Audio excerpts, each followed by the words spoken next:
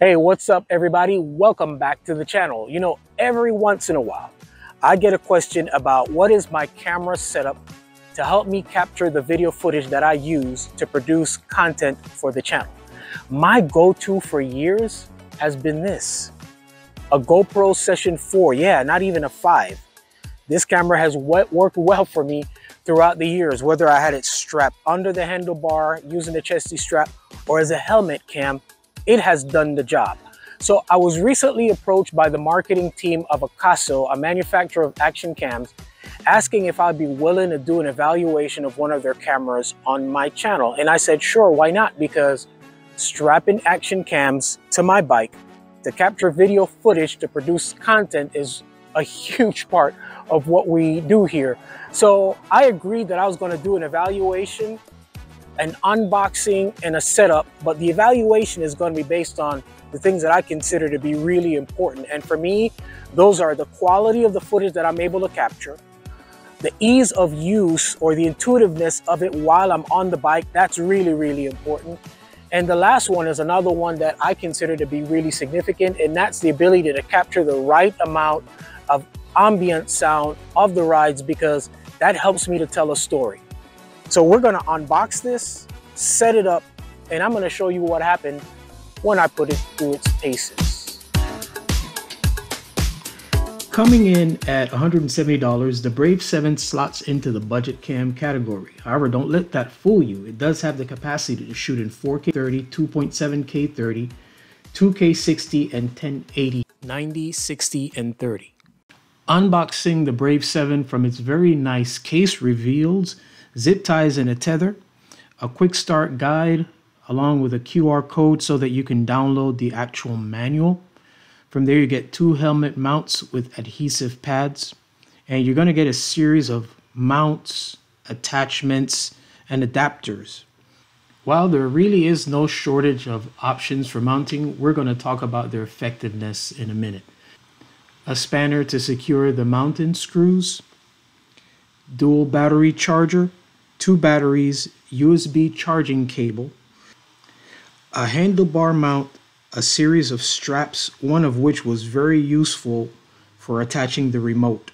Of course, the remote, then we have this foam doohickey thing that's effective for protecting the camera when it's not in use, and then there's a camera, and last but not least, a lens cloth. Now the Brave 7 does come with and in a mounting case. It is this mounting case that has the fingers attached so that you can mount the camera onto GoPro style mounts or any of the mounts that are provided with this kit. While in the case, it also provides access to the rear touchscreen where pretty much all of the camera functions can be accessed. You also have access to the on-off button, the zoom in and out controls. The memory card and a USB port is also accessible while in the case.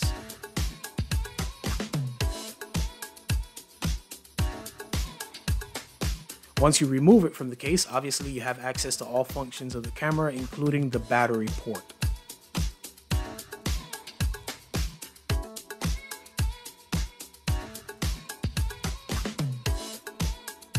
Now, my preferred method of attaching a camera to my bike is underneath my head unit using the GoPro fingers. Since the Akaso Brave 7's case is already compatible with that, it was simply plug and play for me. I didn't have to use any of the attachments that were included in the kit.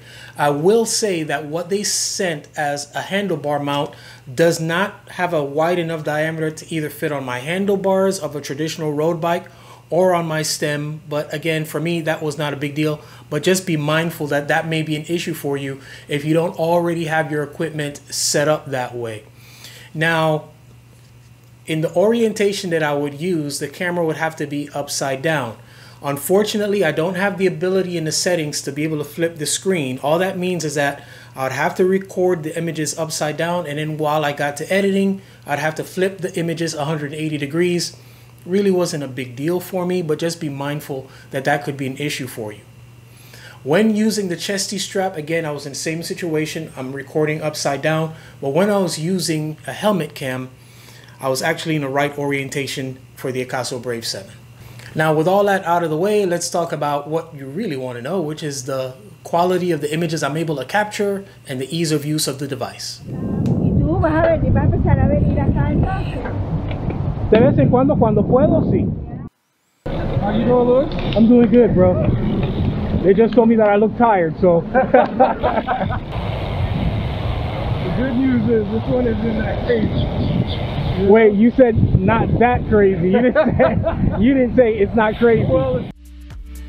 So that's the original audio recorded directly from the device. The camera is set on my helmet, which is in the upright orientation, which means that the mic is pointing up. I did find that when I had the camera set this way, the audio was actually quite good. It picked up voices very good.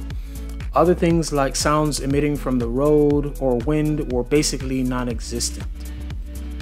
Here I have the camera set at 1080-60. As you can see, the image quality, the color, and even the screen reflex is very good. We have a lot of good bright sunlight to help us capture these colors. One of the reasons I wanted to record this ride is because we go from a bright sunny situation to where we end up actually riding at night, and I did find that as the light fades, the sharpness goes down, the color begins to wash out, and the image quality becomes poorer and poorer the darker it gets. Okay, that was 1080-60, so let's take a look at some recordings I took in 2K 60. Go ahead, you're fine.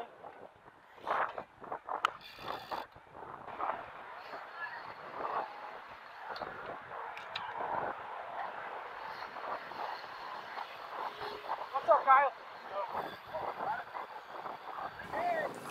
So here I have the camera mounted on the chest strap.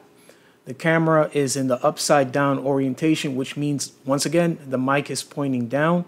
So I pick up mostly wind noise and very little audio or quality audio is actually coming through. However, the image quality in 2K 60 is very good. One thing I was a bit disappointed about is that even though I have the field view set to its widest setting on the Akaso, it is not as wide a view as I get on the GoPro Session as seen here. This field view difference really rears its head when I attach the cam to the handlebar mount and follow other cyclists close by, but I'll actually take a look at that shortly.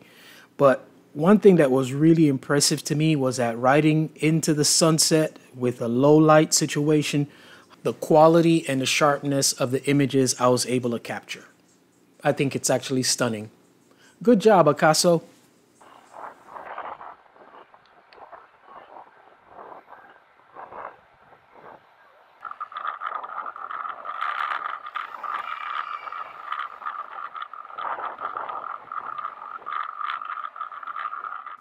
So we continue in 2K 60, but I've relocated the camera position to under my handlebar in the front mount position, which, as I indicated, is my preferred place. You can hear from the sound that it's kind of rattly, and that's really, I believe, the camera rattling around inside the cage just slightly. It's also a little tin canny sound. It's not really producing the kind of sound that enhances the quality of the video.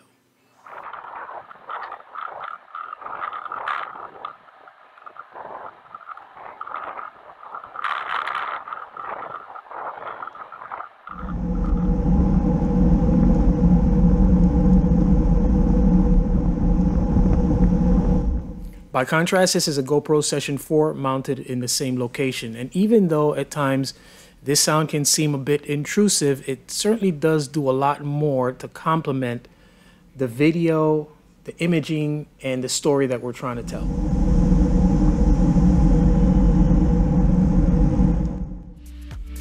Now, remember when I talked earlier about field of view and the images seemingly being brought a little bit too close? Well, this is what that looks like when I'm behind a cyclist. I mean, it's just, I've got this one cyclist dominating the entire frame. I'm on the wheel, but I'm not overlapping wheels. And this is a typical position that I would ride in. And again, this is the Session 4 mounted in the same location. As you can see, because of the wider angle, it's able to capture more of the scenery It's less in your face, and I just think overall this view just tells a much better story. I am just as much on the wheel of this cyclist as I was on the wheel of the cyclist in the previous frame. Now, just as a way of emphasizing why ambient sound is so important, I've got a clip that I'm going to run. One of them is the Akaso running the original video and audio clip together. And the second one is I took that same video clip, and what I did was I embellished a sound clip from the GoPro Session, a similar bike ride over the same kind of terrain in the same area, just so that you can see what the different sound is like and why I emphasize that as a very important quality. Now, the audio track that you're going to hear, the embellished audio track, one of the things that I normally do with that is I bring the volume down a little bit and I talk over it, but you'll see the importance of why capturing quality in that venue is very important.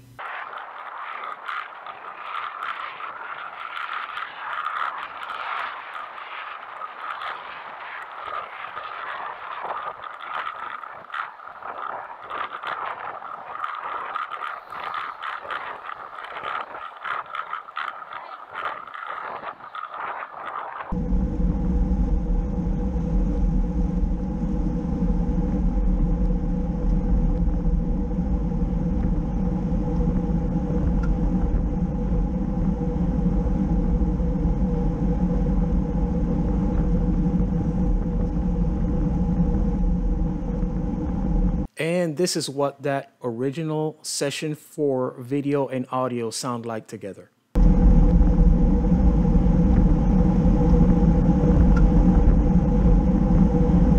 Now, I also did some off the bike footage in 4K 30, and my conclusion is that when shooting in 30 frames per second, you're going to lose some of the editorial control like with slow motion. I would much rather have 60 frames per second in 2K than 30 frames per second in 4K, especially for action footage. The other thing that I did was I took the camera along on a little trip that I did with my wife. We kind of like did this walking tour type thing in St. Augustine, Florida. Again, I was shooting in 4K 30, but just walking around doing a walking tour, that's fine. And the camera performed very well. The pictures, detail, and color quality are all top notch. So yeah, in a situation like this, you're going to get a very great capture. It's a good camera. Certainly did the job.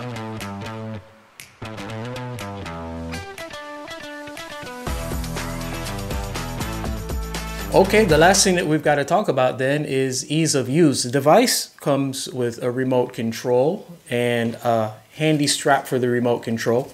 This can be either placed on your wrist if you're so inclined, or in my case, I can actually place it on the handlebar and be able to easily access the controls.